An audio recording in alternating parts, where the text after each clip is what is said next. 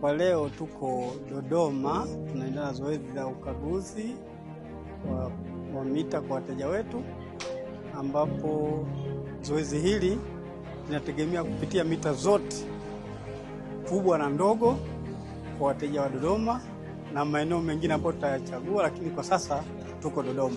Tuna timu za kutosha kwa ajili ya kuhakikisha kwamba tunawapitia wateja wengi kadri inavyowezekana, na wale ambao wanafanya mambo yasiyo tutayabainisha na kuyaweka wazi, lakini tungependa wanunue kwa kadri wanavyotumia na wasifanye mchezo mwingine ambao unaweza kuleta gharama zisizo za lazima kwao, kwa sababu tukikuta kuna shida lazima taratibu na sheria zitafuatwa kwa mteja yote yule ambaye atakuwa amefanya tofauti na kanuni zinazotaka yafanye. Tupo katika zoezi letu maalum la kukagua wateja wetu kupitia miundombinu yetu ya TANESCO.